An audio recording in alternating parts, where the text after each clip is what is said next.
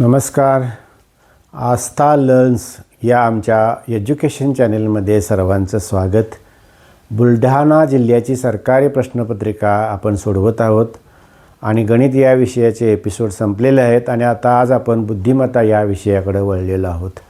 बुद्धिमत्ता विषयाची सुरुवात आता आपण करणार आहोत. 26वा प्रश्न आहे, BZA DYC FXE प्रश्नचिन्ह JVI. आपल्याला ABCDचा क्रम माहिती पाहिजे. त्याचे मी या ठिकाणी 5-5-5चे गट पाडले आहेत. त्यामुळं तुम्हाला अक्षरमालावरचे जे प्रश्न येतील ते तुम्हाला सोडवायला सोपे जातील इंग्रजी अक्षरमालाचा. म्हणून या ठिकाणी लिहिलेले आहेत. असे लिहायची तुम्ही सवय करा. आता हा जो प्रश्न आहे त्याचा आपण उत्तर शोधण्यासाठी अक्षरमालेचा वापर करायचा. आता याचं निरीक्षण करायचं, बघायचं. या ठिकाणी B आहे, पहिला अक्षर बघायचं. D आहे, F आहे, J आहे. आता अक्षरमालेकडे वळायचं. B नंतर D म्हणजे BCD आलेलं आहे.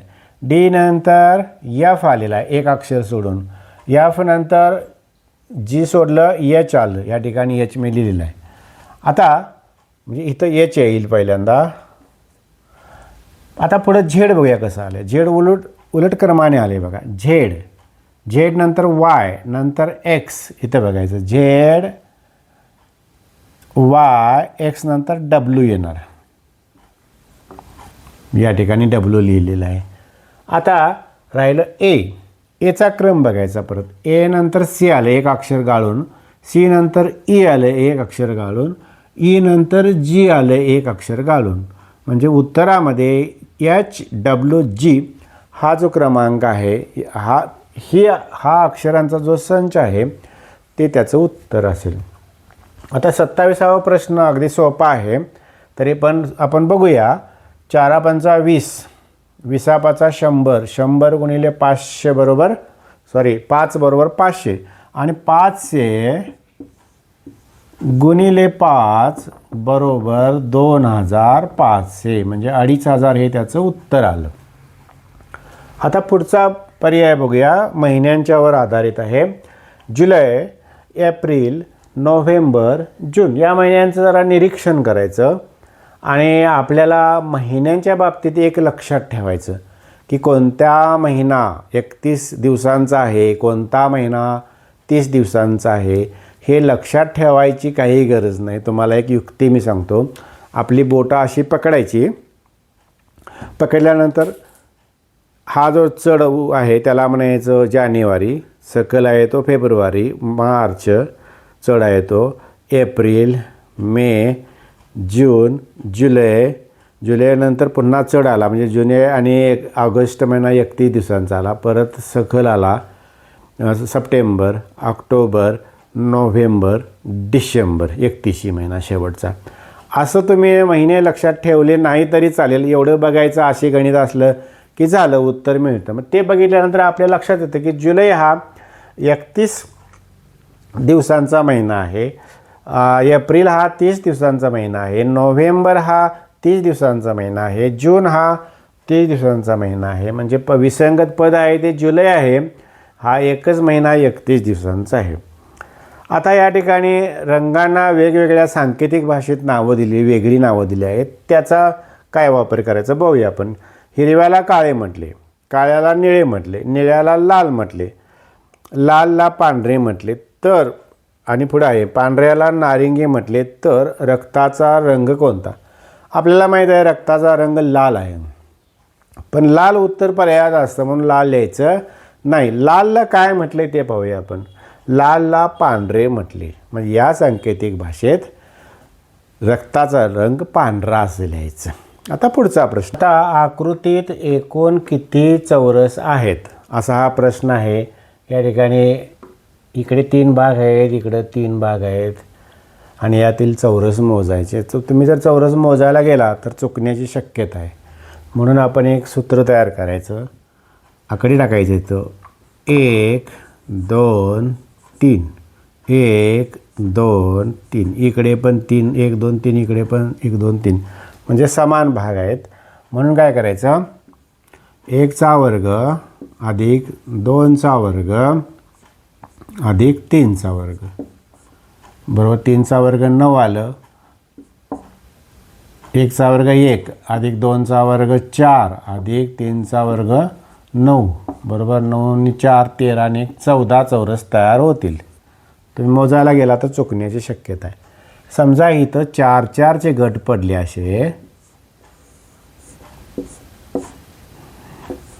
तर किती होतील बघूया. 4 फक्त यामध्ये अधिक 4चा वर्ग म्हणजे 16 करायचं अधिक 16 बरोबर 30 चौरस तयार होतील.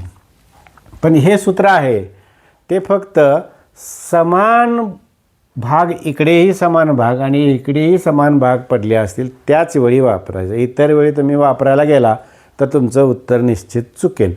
मग इतर वेळी आपण मोजावं लागणार आपल्याला. असं आलं तरच ते सूत्राचा वापर करता येईल. म्हणजे आता समजा असं आहे 2 आणि 3 भाग दिलेत, इकडे 3 दिलेत आणि इकडे 2 दिलेत तर आपल्याला मोजावे लागेल. मग चुकणार नाही आपल्याला. म्हणजे हा एक चौरस 1 2 3 4 5 6 झाले. आता बघा 1 2 4 5 असं मोजायचं म्हणजे चुकत नाही.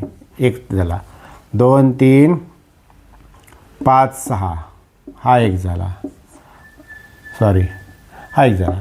आता एकूण किती झाले बघा. आता दुसरे कुठले होत नाहीत. 6 आणि 2 8 होणार चौरस. असे चौरस काढायला सोपं आहे. या सूत्र वापरा. अशा पद्धतीचं उदाहरण आलं तर अशी कृती करायची, पटकन येतं आपल्याला. आता आकृत्या तशाच आहेत पण जर आपल्याला चौकोन काढा असं जर विचारलं तर मग तर फरक पडतो. चौकोन आणि चौरस यामध्ये फरक आहे. चौकोन म्हणजे 4 कोन झाले की चौकोन झाला. चौरस म्हणजे 4 बाजू समान पाहिजे, 4 कोन काटकोन पाहिजेत, या सगळ्या गोष्टी आल्या. मग चौकोन काढायचा आहे आणि अशा आकृती आहेत तर किती चौकोन एकूण आहेत ते काढायचं आहे आपल्याला. तर पाहूया आपण. आता यांची बेरीज करा. हे समान नाहीत ना, इकडे 4 चौकोन आहेत तर इकडे 2 आहेत म्हणजे समान नाहीत. 1 आणि 2 3, 3 आणि 3 6, 6 आणि 4 10 झालेत. बेरीज करायचे अंकांचे. 1 आणि 2 3, 10 गुणिले 3 10 गुणिले 3 या ठिकाणी 30 चौकोन तयार होतील. आता इथं पाहूया किती होतील. 1 2 3, 1 2 3 समान जरी असले तरी युक्ती तीच वापरायची. 3 आणि 2 5 आणि 1 6 आले. इकडे पण 6 येणार. 6 आणि 6 यांचा गुणाकार 36 आला. या ठिकाणी 36 चौकोन तयार होतील. इथं पाहूया. इथे 1 2 आहे, यांची बेरीज 3 आली. 1 आणि 2 3 आणि 2 आणि 3 5 आणि 1 6, 6 आणि 3 साइन त्रिका 18, 18 चौकोन झाले. चौकोनाच्या वेळी मात्र असा प्रकार आहे हे लक्षात घेतलं पाहिजे आपल्याला. खालीलपैकी लीप वर्ष कोणते नाही असा प्रश्न आहे. 2002, 2008, 2016, 2012 हे लीप वर्ष पटकन ओळखायचं असेल तर काय करायचं. जे वर्ष दिलेलं आहे त्याच्या दशक आणि एकक स्थानची जी संख्या तयार होते त्याला 4 भाग जातो का बघायचं. या ठिकाणी 02 आहे, या ठिकाणी 8 आहे, या ठिकाणी 16 आहे आणि इथे 12 आहे. आता 8 12 16 यांना 4ने निशेष भाग जातो. 2ला मात्र 4ने निशेष भाग जात नाही. म्हणून 2002 हे लीप वर्ष नाही. काही वेळा असा प्रश्न येतो यामध्ये शतकी वर्ष दिलेलं असतं. म्हणजे इसवी सन 1600, इसवी सन 1800, इसवी सन 2000, इसवी सन 1200. आता हे शतकी वर्ष दिलेले आहेत यांचं निरीक्षण करायचं आणि यांचं निरीक्षण केल्यानंतर आपल्याला यांना जर 400 भाग जात असेल या वर्षांना तरच ते लीप वर्ष समजायचं, नाहीतर नाही. आता 1200ला 400नं भाग जातो म्हणजे लीप वर्ष आहे. 1600ला 400नं भाग जातो म्हणजे लीप वर्ष आहे. 2000ला 400नं भाग जातो म्हणजे लीप वर्ष आहे. 1800ला मात्र 400नं पूर्ण भाग जात नाही म्हणून ते लीप वर्ष नाही. म्हणजे शतकी वर्ष असेल त्यावेळी हे लक्षात ठेवलं पाहिजे आपण. आता माकड मदारी अस्वल काय? माकडाचा खेळ पूर्वीच्या काळी गावागावामध्ये खेळ असायचेत माकड अस्वल यांचे. ते माकडाचा खेळ खेळणारा जो माणूस असायचा त्याला मदारी असं म्हणायचं. अस्वलाचा जो खेळ करून दाखवणारा असतो त्याला दरवेशी म्हणतात. आता प्राण्यांच्या खेळ करण्यावर बंदी घातलेली आहे त्यामुळं आता ते तुम्हाला दरवेशी किंवा मदारी पाहायला मिळत नाहीत. 30 एप्रिल रोजी रविवार असेल तर 28 मे रोजी कोणता वार असेल? इथं लीप वर्ष एक काही सांगितलेलं नाही. लीप वर्षाचा महिना आहे काही बघायची गरज नाही. एकूण दिवस मोजायचे. एप्रिल महिना पूर्ण झालेला आहे. मे महिन्याचे दिवस फक्त या ठिकाणी विचारलेले आहे. किती आहेत दिवस? 28 दिवस आहेत. 28ला 7नं भागलं पूर्ण भाग जातो. 7 चोक 28 म्हणजे पूर्ण जर भाग गेला तर तोच वार येणार म्हणजे रविवारच येणार.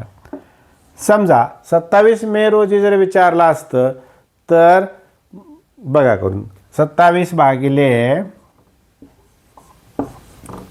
7 7 त्रिके 21 6 उरले म्हणजे 6वा दिवस. रविवार नंतर 6वा दिवस म्हणजे शनिवार येतो असं काढायचं. पूर्ण भाग गेला तर तोच दिवस येणार. 1 बाकी उरली तर त्याच्या पुढचा दिवस येणार. 2 बाकी उरली तर त्याच्या पुढचा दिवस येणार. अशा पद्धतीनं यावरची गणितं करायची. आणखीन वेगवेगळ्या प्रकारचे तारखेवरचे जे गणित आहेत एवढे आपण पेपर सोडून घेणार आहे त्यामध्ये तुमची चांगल्या प्रकारे उजळणी होऊन जाईल. हां, तर 34वा प्रश्न आहे 420886 याला BAOLLN तर 840260 या अंकांसाठी कोणता अक्षरसमूह येईल असा त्याचा अर्थ आहे. आता या इथं जे अंक दिलेले आहेत यांचं निरीक्षण केलं आणि इथे दिलेले अंक आहेत यांचं निरीक्षण केलं तर तेच अंक आहेत हे आपल्या लक्षात येईल. बघा 4 आहे तिकडे, 2 आहे, 0 आहे, 8 आहे, 6 आहे. मग आता कोणत्या अक्षरासाठी कोणता अंक आला हे ओळखलं की झालं. 4 हे बी साठी आलेलं आहे, 2 हे ए साठी आलेलं आहे, 0 हे ओ साठी आलेलं आहे, 8 हे यल साठी, 8 हे यल साठी आणि 6 हे यन साठी. तेच ओळखायचं. म्हणजे 8 आहे यल साठी म्हणून यल लिहिलं, 4 आहे बी साठी म्हणून बी लिहिलं, 0 आहे ओ साठी म्हणून ओ लिहिलं, 2 आहे ए साठी ए आलं, 6 आहे यन साठी आणि परत 0 आहे ओ साठी. म्हणजे जो अक्षर समूह येणार आहे तो असा येणार LBOANO. इथं अक्षरमालेचा वापर केला तर तुम्ही गोंधळून जाल आणि वेळ फुकट जाईल. म्हणून आपण अंकांचे आणि अक्षरांचे जरा निरीक्षण करायचं आणि प्रश्न सोडवायचा. या ठिकाणी आता पाहूया.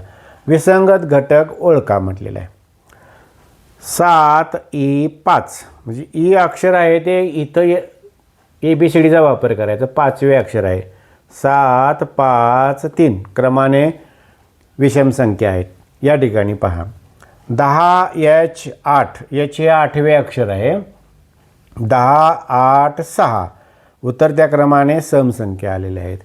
इथे पहा 16N14 N 5 नि 5 10 आणि 4 14 16 14 14 इथं क्रम चुकल्यासारखं वाटतो, जाणवतोय तुम्हाला आणि दिसतंयच.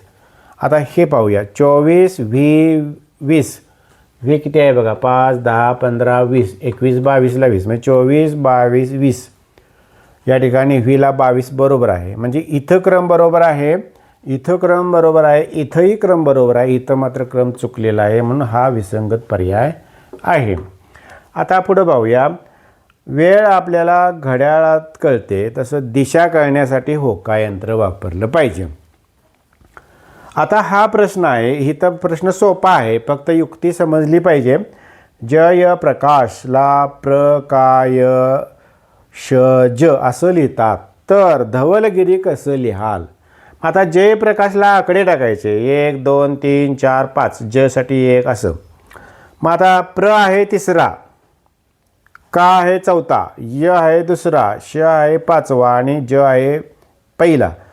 3 4 2 5 1 याच क्रमाने धवलगिरीच्या पुढे लिहायचं. 3 4 2 5 1 मग 3ला ल लिहिलं, 4ला गी लिहिलं, 2ला व लिहिलं, 5ला री लिहिलं आणि ध म्हणजे ल गी व री ध हे त्याचे उत्तर आले. या पुढचा जो भाग आहे तो आपण पुढच्या एपिसोडमध्ये पाहत आहोत. तुम्हाला आमचं हे मार्गदर्शन आवडलं तर नक्कीच आमच्या व्हिडिओला लाईक करा, सबस्क्राईब करा आणि बेल आयकॉनवर क्लिक करा.